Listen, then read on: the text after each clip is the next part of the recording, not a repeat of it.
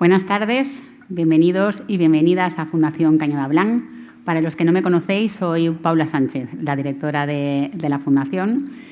Hoy, en el marco del ciclo de vida saludable de Fundación Cañada Blanc, vamos a poner en valor el papel del donante, en particular el donante de sangre. Bajo el título El donante de sangre, una apuesta de éxito, de la mano de la doctora Cristina Arbona, directora del Centro de Transfusión de la Comunidad Valenciana, vamos a hablar de la necesidad vital de obtener la sangre y por qué y cómo la sangre salva vidas. Así que Cristina, empezamos con esta afirmación, la sangre salva vidas. Entonces, me gustaría preguntarte si es así efectivamente, si verdaderamente la sangre es un recurso terapéutico, si ayuda a los pacientes, si los hospitales necesitan sangre. Muy bien, gracias Paula. Lo primero, agradecer a la Fundación Cañada Blanc, agradecer a la Real Academia de Medicina de Valencia la oportunidad que nos brinda de servir de plataforma para difundir nuestro mensaje, que como muy bien dices, tiene que ver con el donante y en particular por el donante de sangre por sus propias características. Efectivamente, la sangre es un recurso vital. Es un recurso vital por muchas razones. La sangre está constituida sobre todo por unas células que están circulando por las venas y las arterias y que van disueltas en un líquido que se denomina el plasma. Los componentes principales de la sangre son los glóbulos rojos, que son las células que nos permiten transportar el oxígeno a todas las células del organismo. Fíjate si es importante esa función, que si no llega el oxígeno al cerebro, al corazón, el paciente fallece. Es decir, se necesitan los glóbulos rojos para vivir y cuando existe un déficit hay que poder aportar de forma externa ese componente vital. Pero también están las plaquetas, que son otras células pequeñas que circulan por la sangre y que son las encargadas de mantener la integridad de los vasos sanguíneos, de forma que ejercen un papel fundamental evitando las hemorragias. Su papel, por lo tanto, es importante en aquellos pacientes que tienen un déficit o una alteración funcional de estas células y que, si no, están a riesgo importante de tener hemorragias, sobre todo a nivel cerebral o a nivel ocular, que tienen importancia en su actividad continua. Y luego, como hemos dicho, el plasma. El plasma, que es la parte líquida, lleva sobre todo unas proteínas circulando que tienen un montón de funciones. Sobre todo son lo que conocemos como las proteínas de la coagulación. Por lo tanto, el plasma lo que sirve sobre todo es para evitar también y contener hemorragias activas, facilitando que la coagulación se establezca cuando hay algún tipo de alteración. Es decir, la sangre es fundamental porque se la suministramos a aquellos pacientes que tienen hemorragias activas. A través de los hematíes consiguen sobrevivir muchos de estos pacientes que sangran por hemorragias de cualquier tipo, por accidentes, por pacientes, sobre todo mujeres que tienen accidentes obstétricos durante el parto, pacientes que tienen anemias crónicas, esas anemias crónicas de la persona mayor o inducidas por el cáncer, pacientes que tienen, como hemos dicho, déficit de plaquetas y esas alteraciones graves de la coagulación. Por eso decimos que cuando un donante dona sangre es capaz de salvar 3 vidas.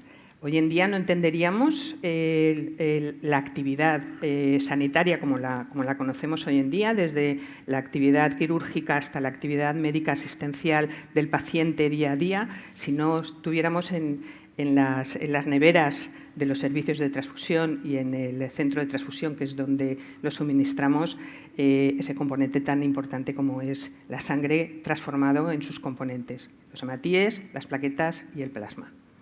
Gracias, Cristina. Entonces, empezábamos diciendo que la sangre salva vidas. Ahora ya podemos decir que cada vez que donamos sangre estamos salvando no una vida, sino 3 vidas. Pero además me gustaría que nos dijeras qué otras utilidades tiene la sangre, además de esta que conocemos todos, que es la transfusión. Estoy segura que nos puedes dar luz de otras muchas utilidades que tiene.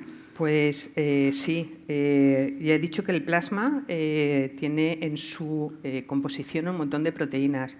Y existen muchos medicamentos que la gente no sabe que están en las farmacias de los hospitales y que desconoce que esos medicamentos provienen del plasma que han donado los donantes de sangre.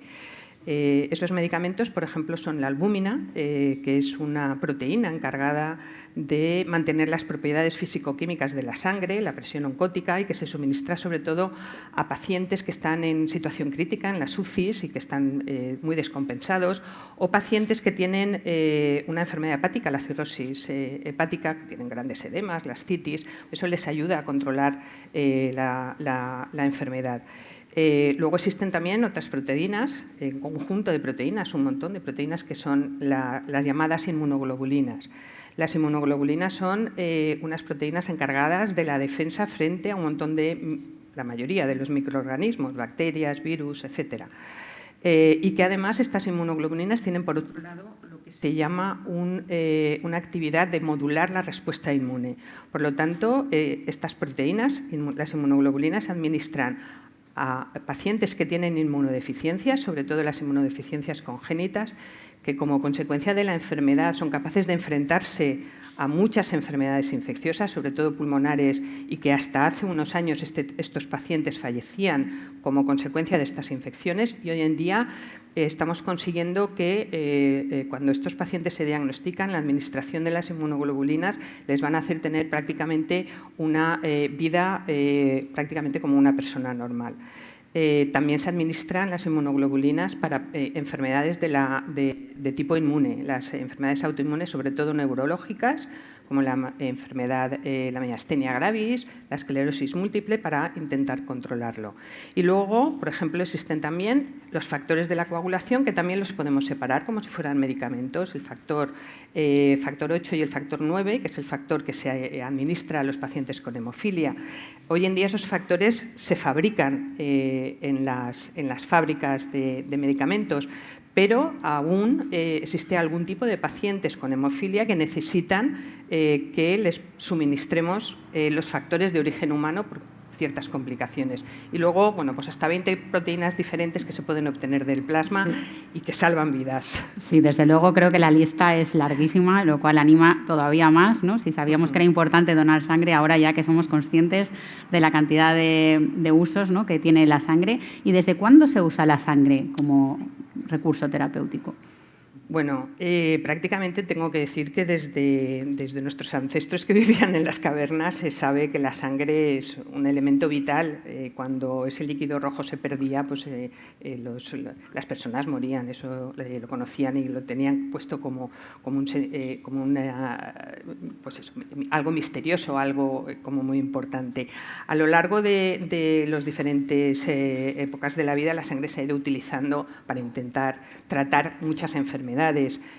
Sangre de animales, sangre bebida, etcétera, pero realmente no es hasta el principio del siglo XIX cuando el obstetra James Blunder, que estaba muy preocupado por esas mujeres que durante el embarazo se le morían prácticamente desangradas, cuando nace la verdadera transfusión. Él diseñó un sistema que permitía sacar la sangre y administrarla de brazo a brazo. Y entonces utilizaba como donante los maridos de las mujeres que se estaban desangrando. Las primeras transfusiones, la verdad es que fueron entre un éxito y un auténtico fracaso. No se sabía por qué. Algunas pacientes se salvaban y se ponían muy bien, y otras pacientes al revés, tenían complicaciones importantes a la hora de transfundir. Y entonces no es hasta que en 1900 Karl Landsteiner describe los grupos sanguíneos, el grupo sanguíneo ABO, y establece la compatibilidad de la sangre en función de esos grupos sanguíneos, que no se empieza a administrar la sangre de forma masiva e importante. ¿Por qué? Porque si tú transfundes sangre incompatible, muchas veces el paciente fallece. La compatibilidad es absolutamente necesaria. A lo largo de la Primera Guerra Civil y de la Primera Guerra Mundial y la Segunda Guerra Mundial se fueron adelantando, produjeron un montón de adelantos, desde la coagulación, utilizar sustancias anticoagulantes, los sistemas de conservación de la sangre, la utilización en vez de botellas de plásticos, etcétera, etcétera, hasta bueno, pues prácticamente la transfusión que conocemos hoy en día. Y esto me lleva a preguntarnos, que seguro que mucha gente también que nos está viendo, ¿es segura la sangre que se nos está administrando hoy en día? Bueno, pues hoy en día la sangre es prácticamente segura. No nos atrevemos a decir que no existe ningún tipo de riesgo cuando estamos administrando sangre. Durante alrededor de del año 1970, la transfusión se demostró que transmitía enfermedades infecciosas, sobre todo la hepatitis B. Y se intentaron ir poniendo una serie de medidas o cortapisas para que eso no ocurriera. Se empezaron a detectar los anticuerpos frente a la hepatitis C, de forma que esos donantes que tenían anticuerpos frente a la hepatitis C, las unidades se desechaban. Se les hacía también una entrevista para descartar a aquellos donantes que tuvieran prácticas de riesgo. Luego, en el año 85 aparece la epidemia del SIDA, se sabe que a través de la sangre se transmitió el SIDA a un montón de enfermos y a un montón de hemofílicos, sobre todo porque era cuando se utilizaba el factor 8 de origen humano. Se empezaron a utilizar pruebas para detectar todas estas enfermedades, primero mediante la detección, como hemos dicho, de anticuerpos, y a partir de los años 90 otro tipo de pruebas mucho más precisas, las técnicas NAT, que permiten detectar la presencia del DNA y del RNA viral, de forma que prácticamente con muy poco periodo de ventana desde que una persona se ha infectado, un donante se ha infectado y dona sangre, pues podemos detectar la presencia de esta contaminación. De todas formas, tenemos que tener en cuenta que están lo que se llaman las enfermedades emergentes. Hoy en día, los cambios poblacionales y el cambio de las situaciones climáticas, el calor, hace pues, que existan aquí enfermedades que antes no existían o que se han trasladado de otros sitios. Todos hemos oído hablar de enfermedades tan raras como el Zika, la famosa epidemia de Zika de hace unos años. El Zika se transmite a través de la sangre. Tenemos que estar preparados para cuando aparece un tipo de alarma epidemiológica, nosotros podamos implementar rápidamente las pruebas diagnósticas que nos permiten descartar que la sangre que utilizamos está contaminada. Y luego, por otro lado, eso es el tema de seguridad, que también utilizamos en los últimos años técnicas de inactivación de patógenos que inactivan los posibles virus y bacterias que puedan, o atenúan, mejor dicho, los posibles virus y bacterias que pueden estar en la sangre. Pero no se puede utilizar, por ejemplo, todavía para tratar los hematíes, con lo cual no a todos los productos llegan. Y luego también la sangre, a lo largo de los años 80, 90, se fueron estableciendo los controles de calidad que debían de tener cada uno de los componentes de las sangres que vamos a administrar, el volumen mínimo que debemos de exigir a una unidad, cuál es el anticoagulante que debe de llevar y el conservante, qué cantidad mínima de plaquetas debe llevar una bolsa para que sea eficaz, las condiciones de conservación, cada uno de los componentes se conservan de una manera diferente, y cuál es su fecha de caducidad. ¿Y esto significa que entonces que la sangre caduca? Sí, la sangre caduca. Además, cada uno de sus componentes tiene una caducidad diferente. Y además eso nos obliga a nosotros a trabajar de forma muy específica. El plasma, una vez lo obtenemos, lo congelamos rápidamente a temperaturas inferiores a 25 grados y los podemos conservar hasta 3 años. Los glóbulos rojos, dependiendo de la solución de conservación que tengan, duran entre 35 y 45 días almacenados en neveras alrededor de 4 grados. Pero las plaquetas tienen una caducidad muy cortita. Se mantienen a temperatura ambiente y solamente duran entre 5 y 7 días. Este es nuestro caballo de batalla, porque tenemos que salir siempre a sangrar y a captar donantes todos los días. Todos los días los hospitales valencianos vienen a hacen que salgamos a recoger alrededor de 600 unidades de lunes a viernes. Luego podemos, no todos los fines de semana descansamos, porque hay fines de semana que salimos también a extraer sangre y desde luego no podemos de ninguna manera dejar más de 2 días sin extraer sangre, porque nos quedaríamos sin plaquetas para poder suministrar por el hecho de la caducidad. Bueno, esto nos lleva a afirmar que la necesidad de sangre es constante y por lo cual la figura del donante es fundamental. La primera parte de esta charla nos hemos centrado en hablar de la sangre, de sus componentes, ¿no? de su historia, de sus utilidades. Ahora me gustaría centrarnos ya en lo que es el donante, ¿no? ¿Qué es lo que motiva a una persona para donar sangre? Bueno, pues las motivaciones son muchas, muy variadas. Cada persona es un mundo. Pero realmente si pensamos en los donantes de sangre son una persona como tú y como yo. Vamos por la calle andando y no reconocemos el que es donante y el que no es donante de sangre. Bueno, pues además ellos tienen a gala no hacer honor de que son donantes, no son pregoneros de su propia donación, no suelen requerir reconocimientos importantes. El donante de sangre habitualmente dona por motivos de altruismo. ¿Cuál es el motivo fundamental? Es hacer el bien a los demás, ayudar a los demás, porque conocen sobre todo la necesidad de la sangre, porque lo han sufrido en sus propias carnes, porque han tenido un familiar que lo ha precisado o porque han tenido ellos mismos esa necesidad de tener una transfusión. Normalmente son motivos, como te he dicho, de tipo altruista, son los más importantes. También se han descrito motivos, por ejemplo, de reconocimiento social. Ya te he dicho que la mayoría de los donantes, cuando hablas con ellos, poca necesidad de reconocimiento tienen, salvo al final de su vida, que entonces sí, de su vida como donante, que empiezan a pensar, ya no voy a poder ser donante, fíjate, y nadie me ha dicho nada. Esos son las personas que están a punto de dejar la donación. Pero el donante de sangre, como te he dicho, es una persona completamente normal, pero si lo analizas un poco, yo considero que el donante de sangre tiene un punto especial que lo hace ser diferente. Lo hace ser diferente porque, por lo que hemos dicho, es una persona que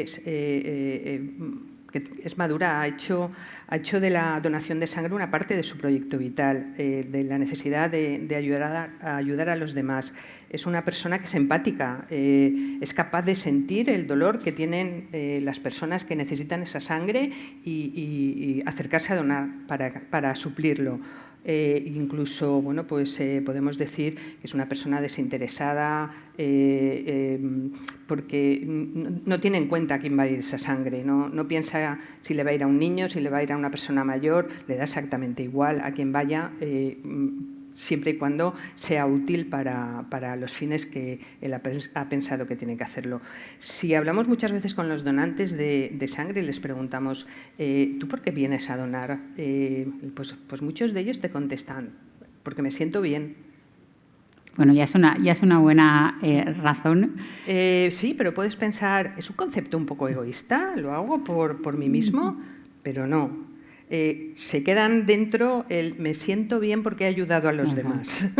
Es un poco un concepto un poco, si lo miras desde fuera, dices, uy, se siente bien él, fíjate, lo hace porque se siente bien él, no, lo hace, se siente bien porque ayuda a los demás. Y luego está la otra parte, ¿no? ¿Qué es lo que lleva a la gente a...? ¿Cuáles son las barreras de los donantes? ¿Por qué creéis que la gente no se anima a donar? Pues como tú bien has dicho, porque existen barreras y esas barreras son de diversos tipos y además es muy importante intentar romper esas barreras.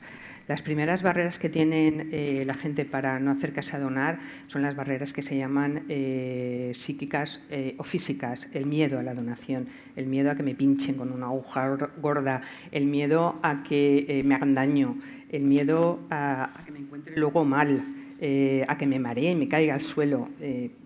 Eso es muy poco frecuente.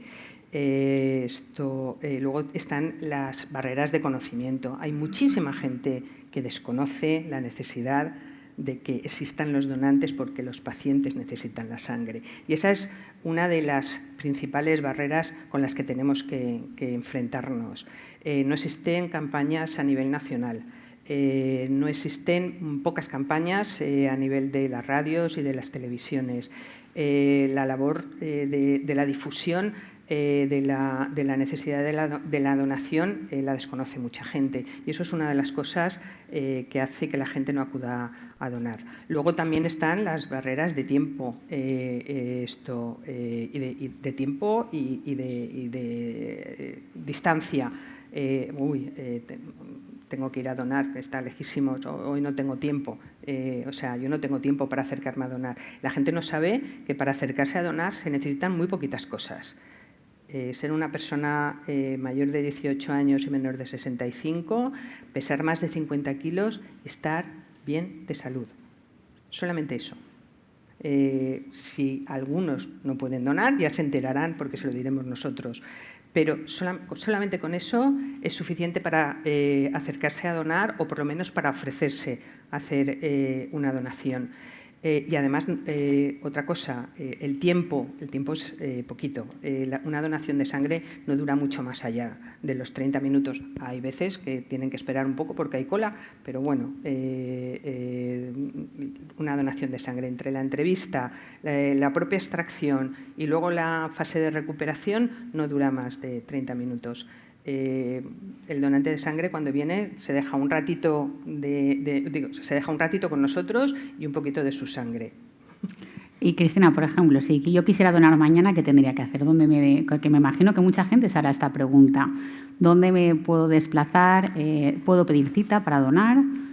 Sí, vamos a ver. El centro de transfusión, que al fin y al cabo nosotros única y exclusivamente somos la institución sanitaria que nos tenemos que encargar de modular la generosidad del donante y hacer que su generosidad pueda llegar al paciente en perfectas condiciones. Bueno, pues el Centro de Transfusión de la Comunidad Valenciana se crea para eso, para promover la donación y establecer todas las extracciones, producir las unidades, almacenarlas, que sean de la mejor calidad y lo más seguras posibles, y distribuirlas a los hospitales. Pero para eso disponemos de un montón de unidades móviles. Tenemos 20 unidades móviles que se distribuyen durante todos los días a prácticamente todas las poblaciones de la Comunidad Valenciana, que tienen un número suficiente de población para que vayamos a sangrar por lo menos a 20 donantes. Y se desplazan con los equipos móviles a todos estos sitios. O sea, nosotros nos hemos planteado la necesidad de acercarnos nosotros al donante y no lo contrario, que el donante tenga que acudir a nosotros. Yo creo que es una buena opción, porque he dicho que una de las barreras fundamentales es la dificultad que tiene el donante de acudir, porque pierde tiempo, etcétera, etcétera, y entonces nosotros se lo facilitamos. ¿Y dónde están las donaciones? Pues es muy fácil. Si entran en nuestra página web, están los puntos de donación a donde vamos a ir, o sea, todos los puntos de donación que vamos a ir en la siguiente semana. Los 7 días están dispuestos ahí. Nos tendríamos que meter dentro. Bueno, hoy tenemos la suerte de tener aquí a la directora del Centro de Transfusión, que creo que es un valor añadido, y muchísimas gracias, Cristina, por acompañarnos aquí en esta charla. Entonces, lo que nos dices es que nos tendríamos que meter en el Centro de Transfusión de Sangre de la Comunidad Valenciana. Sí, en nuestra página web, simplemente poniendo Centro de Transfusión de la Comunidad Valenciana, ahí están todos los puntos de donación. Pero luego, cuando vamos a ir a los pueblos, a los diferentes pueblos de la comunidad, nosotros ponemos cartelería por el pueblo para que la gente sepa que vamos a acudir. Tenemos colaboradores de la donación que pues van y van poniendo los carteles. Los ayuntamientos hacen muchas veces eco de que vamos a ir y lo difunden entre la población, o sea que nos ayudan mucho. Y luego todos aquellos donantes que están en nuestra base de datos reciben también un mensaje de que vamos a ir de forma periódica a su población. Reciben un mensaje diciendo vamos a estar tal día en la población, acude a donar. O sea, reitero mi enhorabuena por la gran labor que hacéis. Creo que todavía tenéis mucha, ¿no?, que captar a más gente. ¿Qué os planteáis? ¿Cómo podemos hacer para que haya más gente que done y superar estas barreras de las que hablábamos? Pues lo que muy bien has dicho. Nosotros tenemos nuestro equipo de promotores que se encargan sobre todo de intentar romper esas barreras. Pero esto es una actividad que debe de ser de toda la sociedad. La primera acción que hacemos o que tenemos que hacer es educar.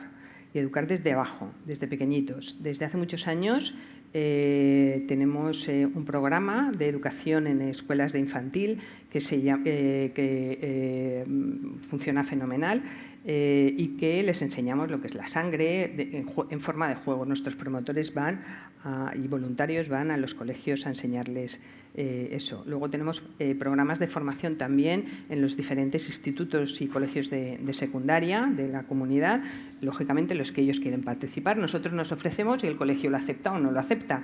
Y luego tenemos nuestras campañas en las universidades. Todas las universidades tenemos el programa del donante universitario, en donde ellos mismos les enseñamos a ser promotores entre sus propios compañeros, a difundir la necesidad de que existan los donantes de sangre y a difundir, a intentar romperles esos miedos, esas barreras que tienen los miedos y, lógicamente, como hemos dicho, pues nos acercamos la donación al posible donante para que les sea mucho más fácil acudir a donar. Bueno, confío que esta charla también nos permita ayudar a acercar. Por supuesto, como te he dicho, todos los actores sociales deberían de ayudarnos y, de hecho, muchos lo hacen. Tenemos campañas con instituciones deportivas, desde los diferentes equipos de fútbol, el Valencia, ¿cómo se llama? El Levante, el Villarreal, en Elche, el de Elche, o sea que participamos también con los de baloncesto, con las empresas, trabajamos también con un montón de empresas.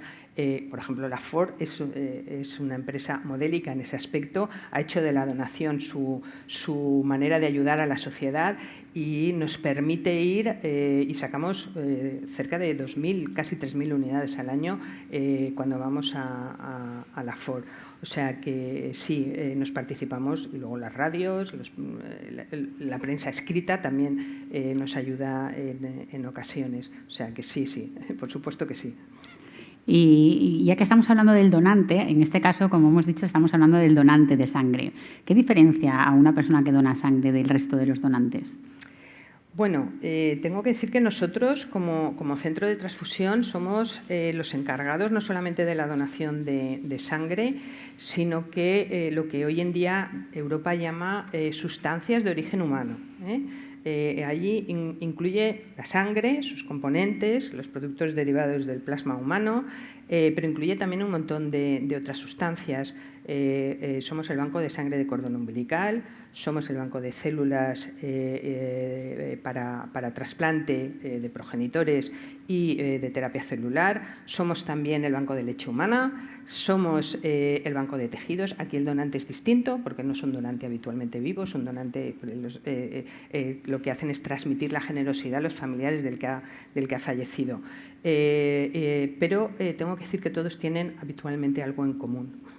El donante que es donante de leche, el donante que es donante de células, el donante que es donante de cordón umbilical, la donante en este caso, habitualmente también es donante de sangre. En eso es así. El altruismo lo llevan por delante como bandera. Sí, desde luego yo creo que lo que les une, como tú bien dices, es la solidaridad y el altruismo, así que insisto, otra vez lanzamos el mensaje de que ojalá esta charla también permita para que algunos nos unamos, ¿no?, a estos donantes. Y esto ya llegamos a la parte final de nuestra entrevista, como sabéis es una charla de 30 minutos, y estamos llegando ya al final, pero bueno, dado que venimos todos, ¿no?, de una situación complicada, que la pandemia, en la que nos estaban diciendo de quedarnos en casa, cuando es todo lo contrario, ¿no?, que necesita la donación. Entonces, si nos puedes decir brevemente cómo ha sido esta experiencia y qué problemas os habéis encontrado.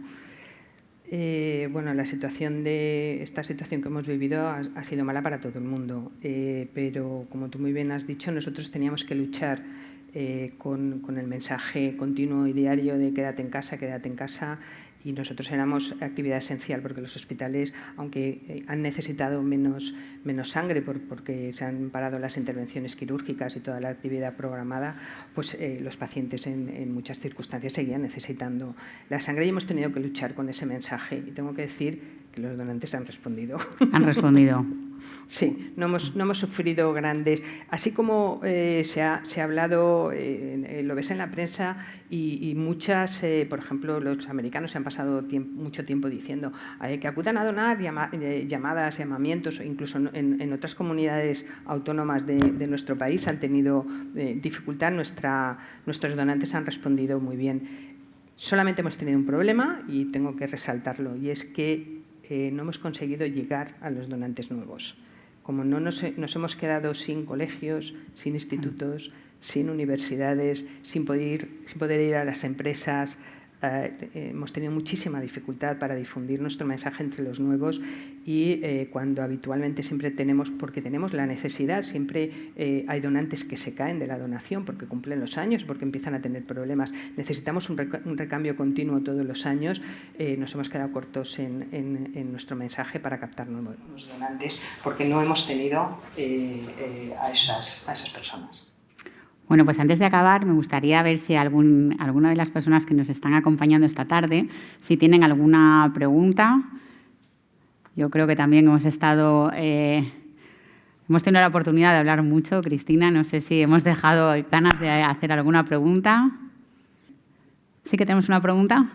Sí, perfecto. Hola, buenas tardes. Nada, me gustaría preguntarle a la directora qué plan de futuro tiene, en qué tiene puesto el objetivo así a corto plazo, qué es lo que más le puede inquietar o que... Bueno, nuestra inquietud ahora está como acabo de finalizar con ello, con recaptar de nuevo a donantes nuevos, volver a poder trabajar, que ya lo estamos haciendo de nuevo en los colegios, en los institutos y en las universidades. Ya lo hemos notado este último trimestre, que estamos ahí otra vez.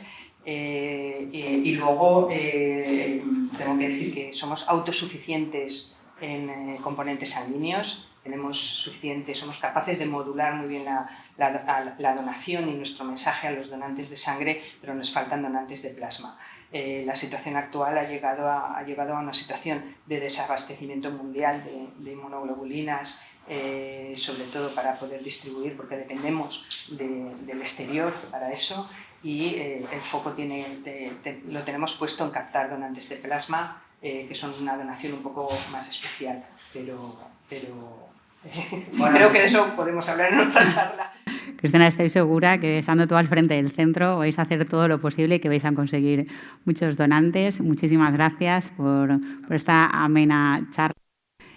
También querría dar las gracias, antes de acabar, a Juan Miña, presidente de Fundación Cañada Blanc, también a Carmen Leal, presidenta de la Real Academia de Medicina de la Comunidad Valenciana, y a todos sus miembros por participar en este ciclo de vida saludable que tanto interés está generando y que llevamos ya más de un año, y también al Ayuntamiento de Valencia y a la Consellería de Sanidad, que también apoyan esta iniciativa.